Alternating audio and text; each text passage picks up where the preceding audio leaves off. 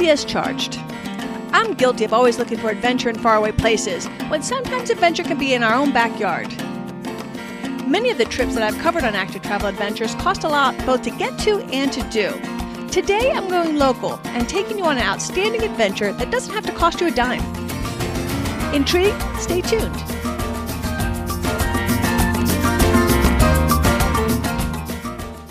Welcome to the Active Travel Adventures podcast. I'm your host, Kit Parks. Today we're going to explore a little-known national treasure in the U.S. called our national forests. And in particular, we're going to Pisgah National Forest in my own home state of North Carolina.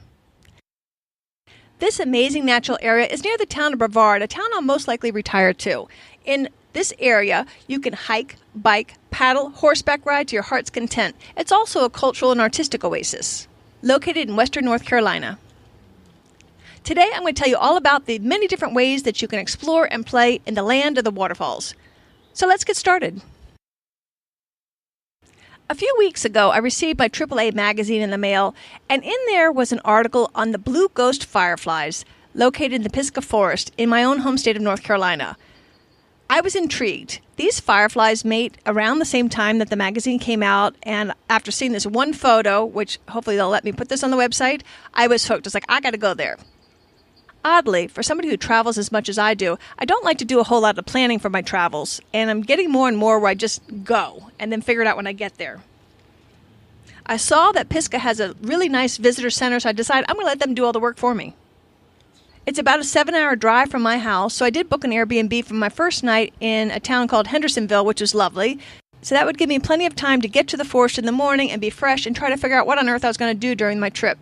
I drove up on a Sunday and didn't have an appointment to see the fireflies until Tuesday night. So that gave me lots of time to explore, figure out what I wanted to do, and I didn't have to get back home until the following weekend. First thing in the morning, I headed to the visitor center, where I met volunteer Peggy, an amazing resource. I told her what I like to do, how much time I like to spend, and what kind of activity level I'd like to do. And within about 15 minutes, she had outlined my whole week for me of things that I should do and see, something that would have taken me hours to do by myself. All for nothing. This is a fabulous resource, and I love doing things like this. What a time saver. On my first day, she suggested I do the Daniel Ridge Loop, which is about a 4-mile moderate hike. And I liked that it was blazed. I prefer blazed trails. And if you don't know what a blaze is when they put either some kind of a marker on the trees or on the stones on the pathway, usually by color, that lets you know exactly where you are so you don't get lost. I'm not the best at orienteering using the compass and the maps and all that. And in any case, in my woods, there's so much forest, it's hard to see beyond your immediate area anyway in order to orient yourself. So I like the fact that this was blazed. This was a beautiful hike, and I was able to, towards the end of the hike, have my lunch at this really pretty waterfall, of which I'll put a video on the website. Just a nice way to start my little venture in the Pisgah National Forest. On my way exiting the trail by the little bridge walkway back to the little parking trailhead area, I came across a little puddle of blue butterflies, of which I'm not sure what they were, but there had to be a half a dozen, so engrossed in either bear or dog urine that they didn't even mind that I was that close and personal, with also a video I'll put online. Very cool. Peggy also recommended that I do the John Rock Trail after lunch in hopes that the low-hanging clouds of that morning would dissipate, which gratefully they did. This nice hike, which is fairly steep uphill, so I'd call it a little moderately hard, well worth it though. You get to the top of this big rock face area that overlooks Looking Glass Rock, a stunning 180-degree view. And another cool thing Peggy did was she outlined a combination of trails so it had the most scenic route getting up to and back from the John Rock area. Looking Glass gets its name because, particularly in the wintertime when it's covered in ice, it gives a mirror-like reflection. And Looking Glass is a huge domed rock on top of the mountain. And domes are something that this area is known for. I'm not into rock climbing, but I know, and I don't cover rock climbing on this podcast, but because of the domes, this is a huge rock climbing area as well. Now it's late in the afternoon. I need to figure out where to sleep. Gratefully, in the national parks, you have lots of options. You can sleep in a camping ground or go to town of Brevard, or you can primitive camp. The campgrounds are nice because they do offer an assigned campground site. You do have a bathroom, showers, and there's also security. Not that it's necessarily needed, but it's nice to know that it's there. And there's also a host on the campground should you run into any problems or have any questions. I said it's a nominal fee for the assigned campsites, or you could primitive camp for free. You just need to be 1,000 feet off the road, although I don't think they enforce that too much on some of the side gravel roads, of which there are many. I promise you this could be a really inexpensive vacation. Once you get here, preferably by car, because you need to be able to get around the park.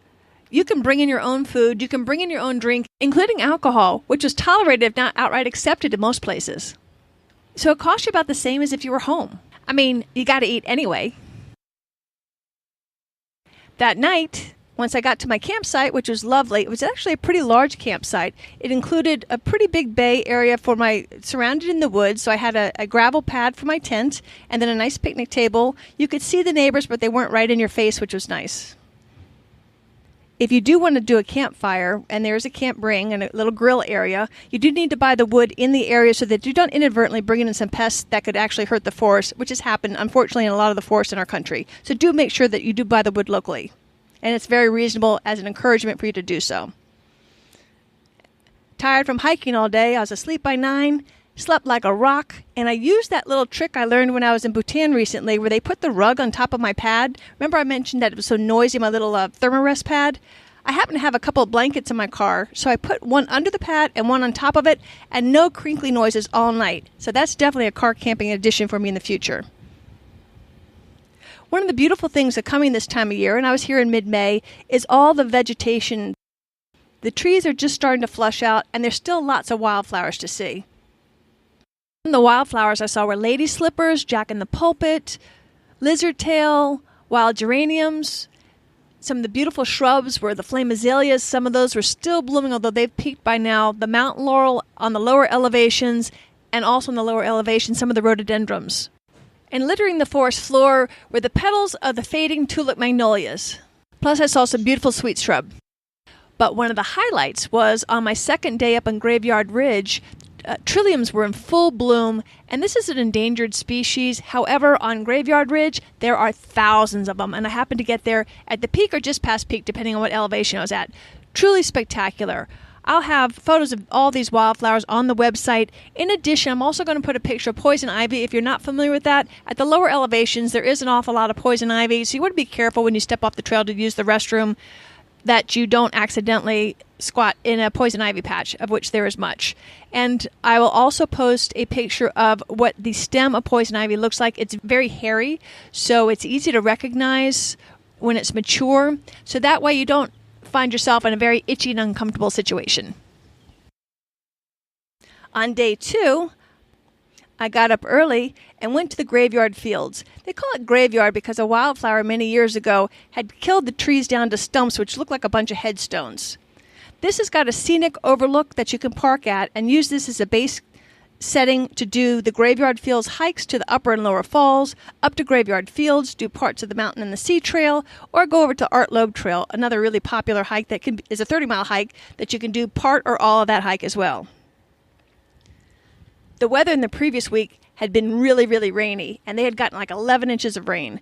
So there was a lot of moisture still on the graveyard field trek, a little boggy in parts, but I still managed to keep my feet fairly dry.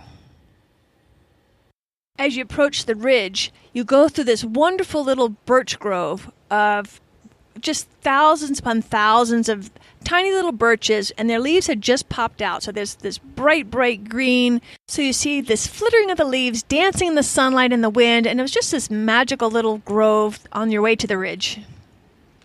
One thing I like about hiking here is that it's such a massive forest that it's really not crowded once you get maybe 500 feet off the main trails. On some trails, I saw nobody unless I was at the very peak of, say, at the John Rock or up at the Graveyard Fields. On the Davison River hike, I didn't see a soul the whole trek. So I felt like I had the forest all to myself. That night was the night to see the blue ghost fireflies. This is a really cool insect. I'm sure most of you know what fireflies or lightning bugs are, but I'd never heard of the blue ghost fireflies. This is a really teeny firefly, about the size of a grain of rice. The males are the only ones that have the wings, and the females lay down in the leaf mold. At night, during the mating season, which runs from mid-May to mid-June, up in this area and very few areas in the country, The male fireflies will hover and glow in a consistent glow for multiple seconds, up to like 10 seconds, going across the ground, trying to show off for the females with its glow. And if the female likes the glow, shines on to the male and says, "Come on, baby, light my fire," and magic happens. So at night, right after dusk, between around here at this time of the year, about 9:30 at night, the grounds of this part of the forest were just covered in these little blue fireflies. You'd look down and get your eyes adjusted a little bit, and you'd see dozens and dozens of these little blue lights floating all across the floor. This one woman referred to them as the fairy flies. She didn't know what they were. She just knew that this time of year, something blue was glowing across the forest floor. It's a really, really incredible experience that I encourage you, if you're ever in this neck of the woods in the middle of May towards the beginning of June, come down to the Cradle Forestry. I'll put the information on the show notes of how to sign up for this incredible experience. That night, they were calling for severe thunderstorms, so I was a little bit dicey about what to do. The Cradle of Forestry, where I saw the blue ghost fireflies, is in the middle of the park and like about 45 minutes or so to the nearest town. I really, since I had the option not to sleep in a potential severe storm, I chose not to, and I really didn't feel like driving that late at night. It's already 10:30, those dark, windy, unlit roads, so I truly car camped. I just went to sleep in the back of the car and said, to heck with it. I'm not going to worry about it. I'll just regroup in the morning once I get a better idea what the weather's going to be like. When I woke up in the morning, of course, I had no cell service in the middle of the forest, so I couldn't get an updated weather report, but the clouds overhead did not look promising, so I decided, I'm just going to cross over the mountain, get out of the mountains for right now, and I went to a little town called Waynesville. That is one nice thing about car camping. It gives you options. It was nice that outside of my initial Airbnb and the appointment to go see the blue ghost fireflies, I had no other set agenda, so I was able to have the flexibility to play around once I saw what the weather was going to be like. I was grateful that I made this change of plans because once I crossed over the mountains into the little town of Waynesville, the weather improved remarkably, and I had a beautiful day. So instead of trudging through the water and the muck and the mud, I ended up finding a really lovely little place to sit out under the trees and actually record. That's what I'm doing right now, recording this podcast and having an absolutely delightful day in this charming little town. The cool thing about the Pisgah National Forest is there are tons and tons of active things to do. If you're not into hiking, of which there's hundreds of miles of hiking trails with all sorts of beautiful vistas, you can do mountain biking or road biking to your heart's content. It is actually a true biker's mecca, and at all different levels, from starter level to hardcore, lung-busting, single-track trails. If you come to the area to come cycling and you're cycling solo, but you'd like a little company, they have got lots of group rides of all different skill levels, from beginners all the way up to the hardcore, super advanced riders. There's rides almost 7 days a week, and I'll put a link to how to find these rides on the website, activetraveladventures.com. There's plenty of places to rent the bikes as well. Again, links on the website. And if you prefer road cycling, the Blue Ridge Highway is nearby, which offers over 400 miles of some of the most scenic cycling roads in the nation. It's often referred to as America's favorite drive, and it's particularly popular in October when the leaves are in full fall foliage glory. The nice thing is there's lots of pullouts, so that when there's a particularly spectacular overlook, there's area for you to park your bike or your car to take advantage of it. One pretty road ride is going up US 276 across the Parkway and down North Carolina 215. Stunning. If you're more into straight down, fly-in-your-face trails, they've got that too. And if you run out of trails in Pisgah National Forest, there's always the DuPont State Forest nearby. Movie fans will recognize that forest because that's where The Hunger Games was filmed. I discovered another quirky and cool thing about this area. Let's say you're flying too fast on your bike and you wipe out or you break something or you just need a part or just need to upgrade your gear a little bit. Right outside the forest on the way to Brevard, there's a place called The Hub. Next to the Hub, and actually it's inside the Hub, is the Pisgah Tavern. So while you're having your bike fixed up, there's a little tavern there with local craft beers as well as your regular canned beers. It's a really cool place. Even though I don't normally cover restaurants and such, I have a photo of that and the link to that in the show notes as well. Very cool. This area is into its bikes and brews. Get tired of hiking and cycling? There's always horseback riding. And if you don't feel like bringing your horse, there are stables in the Pisgah Forest. and you can go on a guided horse ride for 1, 2, or 3 hours. Be sure to reserve in advance. The horse rides are available from April through October. After all this hiking, biking, and horseback riding, you are going to be hot, sweaty, and dirty, so it's time to get in the water. The Pisgah area also has tons of water sports. You can whitewater raft down the French Broad River, kayak, canoe, and even tube. In fact, even in the wintertime, you can tube down the snowbanks. You'll also find some great paddling on the Davidson River, and you can also go on the French Broad River paddle trail. There are also some camping sites on this paddle trail. There's 6 sites available, but you got to make sure you reserve and pay for those in advance. Some other interesting hikes include hiking up to the Devil's Courthouse. This is considered the private dancing chamber, the slant-eyed giant judoka of Cherokee lore. Also consider hiking up to Looking Glass Rock, that dome that I was able to see from John Rock. You can hike up to the Footbridge area, Pilot Rock, Chestnut Ridge, and return via the North Prong Shining Creek. Go on the Art Lobe Trail, and hike the short but difficult hike up to Sam Knob. Take advantage of all the knowledge that you find at the Visitor Center. And while you're at the Visitor Center, don't forget to check out the exhibits that they have there. It's a wonderful, wonderful resource. In the park where I went to go see the blue ghost fireflies, I went to the Cradle of Forestry. This is actually where the first science-based forestry studies was going on in our whole country, and we can thank the Vanderbilts for that. Anyway, at this forestry center, there's 20,000 square feet of exhibits, events, and amphitheater, and they've got tons and tons of great events like seeing the blue ghost fireflies. These include things like having tea with llamas that include a 2-mile trek. And if you can't get enough of llamas, the Sherwood Forest Golf Course nearby offers llama caddies and on its 3-part course. How cool is that?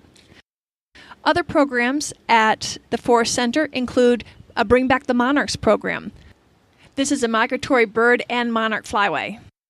There's also Forest Festival Days, learning about the legend of Tommy Hodges, an outdoor drama in their amphitheater.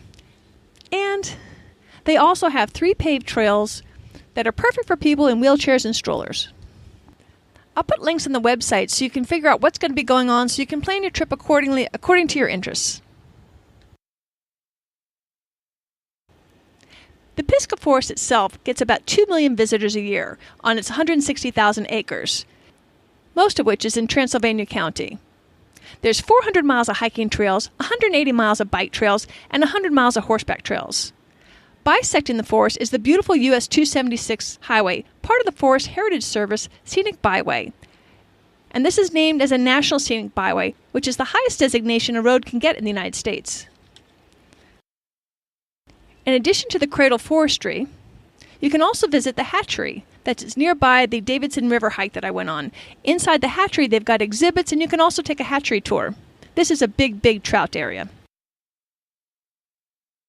There are national forests all across America that you can see things from the temperate rainforest like we visited today, to glaciers, to deserts, to other mountainous regions. I encourage you to go to the website. I've got links to show you where the national forests are. There might be one in your neighborhood that you're not even aware of. And go out and explore this fabulous resource. Most of it's free, and if they do charge a fee, it's nominal at best. It's a great, great way to get out in the outdoors and enjoy the beautiful country of the United States of America at little to no cost. We talked a little bit about camping in the campgrounds where there's a nominal fee, but if you want to make this a free vacation, you can primitive camp. Now, I've done tons of camping and tons of backpacking, but I've never done either one by myself. So you know how I'm always encouraging you to do a little plus one? So this time I decided I was going to do day hikes and then do primitive camping. And so I chose to go to trails that are off the Big East Fork in Pisgah, which is right in the middle of the park somewhat, and most people tend to be near the entrances near town, so it was rather isolated. And as I headed out, I park in the lot, I get the first thing in the morning, I'm the only one there, and I was like, oh, this is kind of cool. I walked all day, I'd say till about 4 o'clock, and I did not see a soul the entire day until I was nearing back towards the parking lot again. I saw a woman walking with her dogs, probably just an after-work walk, and then as I got to my car, there's a young man from Georgia who was going to go back down near where the rivers fork to do some camping and fishing. So my first hike, I was going up to a very steep climb up to Chestnut Ridge to Shining Rock, so I decided I'd rather go up hard rather than down hard. And it was a lovely hike, absolutely beautiful. Like I said, I had the whole forest to myself. And as I got to the top, there was clearing so I could get this panoramic view of the Blue Ridge Mountains. And it's just breathtaking. So when I finally get to Shining Rock Gap, I climb down, and then it's one of those areas where there's so many trees and roots that there's no vegetative growth. So it's hard to see exactly where the trail was. And this is an area, too, that I want to point out. Whenever you're hiking and you get to a place where you're not quite sure of which way to go, take your poles or grab a stick or something and make some kind of a notation in the dirt so that you know which way you came in. So if you have to backtrack, you can find it. Like if I had gone into this one area where Shining Rock was and didn't notice how I entered, there were lots of ways to exit from there because there were so many routes and it wasn't an obvious path until I got through and found the path on the other side of maybe like 100 some odd feet. So in fact, anytime I come to a fork and I'm not 100% sure, I just takes a second, just make a little notation on the dirt so you can find your way back. So I always know I can find my way back to the car. I might get lost heading out, but I'm not going to be out. I can always find my way back home. So I always feel comfortable that way. And this trail was not blazed, which is not my favorite. I like blazed trails where they're marked and I feel comfortable. Oh, I just follow little red dots or the white blazes or whatever the case may be on the trail. And like I said, this one did not. So I just had to use my map. I had a nice National Geographic map that I would not go into these woods without a good map and a good compass. So anyway, so I get to Shining Rock Gap, and now I did the hard part getting there, and then I had not an easy hike, but it was a relatively easy hike on the way back along the riverside, along Shining Creek. So when I get to near where the two prongs, there's a north prong and a south prong, when I get near where they're going to meet, obviously I see both of the rivers kind of converging together, and there was a big tree that was going across the creek, the second creek, and I said, oh, I guess that must be the path. And it was a little drop of a couple feet down, which is a little more dicey than I would normally like. And I said, well, I remembered something when I went to a Miraval spa outside of Tucson, and they have these challenge events there where on one of them is you climb up a 50-foot telephone pole to a platform, and you're harnessed in a rope so you cannot get hurt doing this. So it's a mind over matter challenge. And then there's another telephone pole 50 feet going across to yet another 50-foot high telephone pole. So just picture a big arch. And so I'm up 50 feet in the air, about to walk 50 feet across to the other platform. And, your knees are shaking and you think you're going to die. And I remember the lady saying, remember, you know how to walk in a straight line. And I was like, she's right. If this was on a sidewalk, no problem. I know the pole's skinny, but it was at least 6 inches or so. I can walk that. And sure enough, it's a mind over matter. I had to use that same trick crossing this tree, even though it was not as near as high. There was water down rushing. I wouldn't have gone far down the river, but I could have hit my head on the rock or something. So it was a little tricky. And so remembering that I know how to walk a straight line, I get across the creek and everything's fine. And I'm looking for the trail, and I realized, oh, it's not on the trail. And I look up, I had crossed the creek maybe 50 feet before I was supposed to. And there was a nice rock-skipping bridge across the creek that I was supposed to take. So if something looks like it's not quite right, double-check before you plunge ahead like I did. That may not have been the smartest thing to do, considering I saw nobody. Should I have hurt myself, I'd have been a long way away from getting any help. Yeah, I make it back across the creeks, and now I'm where the creeks are now together, and it's gotten much larger, and it was just beautiful. I was like, it's a good time to take my lunch break. And so I found this big rock right overlooking the creek, and it was just me and a salamander hanging out for half an hour or so, just enjoying just the scenic beauty and the peace and the quiet, and it was just very, very nice, beautiful. So I eventually make it back to my car, and on the way up I had noticed that there were some really pretty campsites along the creek. And I was like, oh, I'm sure they'll be taken by the time I get back. And again, I get to my car, and now all we have is the girl's car with the dog and the Georgia guys. And I was like, I cannot believe not one person has snagged these campsites that I saw. So I took maybe the fourth one in from the road. The trail is up above the campsite itself, but somebody had made log stairs and stone stairs to get down, maybe, 30 feet down to the campsite, right on the river. Absolutely perfect campsite. I was like, I cannot believe I can get this gorgeous campsite for absolutely free. Like I said, this was my first time primitive camping by myself. So at first I was a little uneasy, and I was wondering, Should I be scared? I knew that they had some bear signs out. I wasn't really worried about the bears because I wasn't going to keep any food at the campground, so I had nothing of interest to a bear. So I wasn't worried about that so much. A little bit of concern about flash floods. They'd had, like I said, 11 inches of rain and the week before and thunderstorms the day before, and they had a sign saying, they could get up to 10 feet very quickly in a flash flood. And I was like, well, I have like supersonic ears and I'm a light sleeper. If I hear the water getting really loud, I can climb up those stairs that I came down pretty quickly. And so I felt, I think I can mitigate that risk. So then you worry about the bugaboos, the human element. And I got to thinking, I said, of all the times I've been in the forest, there was only one time I was a little spooked, and that was on my very first long distance backpacking trip when I came across a guy that looked a little crazy to me. And when I look back in hindsight, that was probably my first Appalachian Trail through hiker I'd ever seen, because the guys often don't shave the whole hike. So I was in North Carolina, so he'd probably been on the trail for over a month, and so he had a grizzly month's worth of beard and unclean, obviously, because he's been hiking for days, probably since his last rest stop. And that was the only guy that I remember being spooked. Most of the people I've ever met in the woods have always been nice. I do try to keep the rule of not camping within walking distance with a case of beer. So I try to stay like within away at least 2 miles from a road. So I worry more about townies coming in to have a party and then just me being in the wrong place at the wrong time rather than fellow hikers. I did break the rule on this night, because the road was so desolate and in the middle of nowhere. It's not where people would be going by to go drinking. I was nowhere near a town. Had to be, almost an hour's drive to town. So I was like, I think I'm cool. Kit, you've done this before.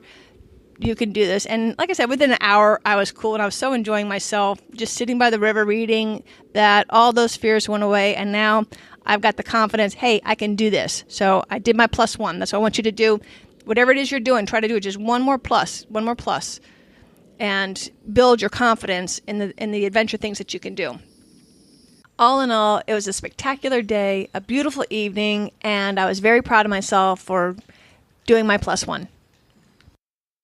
On a cautionary note, in this land of waterfalls, of which there are hundreds and hundreds of waterfalls, and I've only highlighted some of the prettier ones, there's some common sense things you need to do for waterfall safety. Unfortunately, about a half a dozen people die each year because they are silly. They get too close to the fall, and then the rocks are very, very slippery, and then once they slip, they go over the ledge. In fact, I was up at Turtleback Falls a few years back, where it's very safe. It's a really fun place, also in Pisgah Forest, but you've got to get to it from a different area than what I've been talking about today. But on Turtleback, you climb up this rope up to the top of this cliff, which is, fairly safe. You get up there, and then you slide off this rock. I believe it's like a 30-foot drop into this deep pool that's very safe, so you're not going to hit your head in the bottom or anything like that. And then you've got this little area to swim around. But then they have a rope, and you've got to stay beyond that rope, because after that rope is Rainbow Falls, which drops, I believe, 150 feet.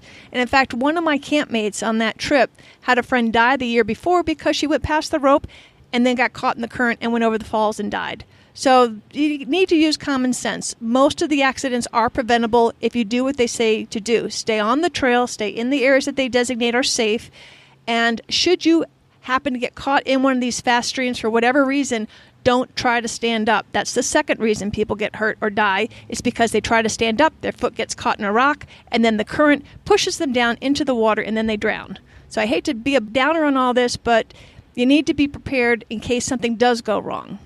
Above all, don't be silly with the selfies and get too close. Be safe and be smart and have fun and enjoy the beautiful, beautiful waterfalls of the Pisgah Forest.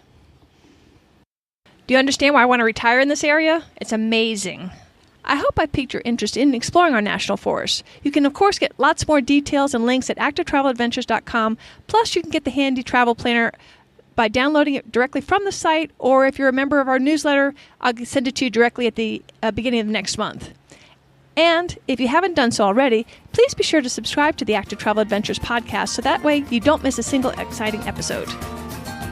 I'll be back in 2 weeks with another incredible adventure, and you don't want to miss it. Until then, this is Kit Parks. Thanks for listening, and until next time, adventure on.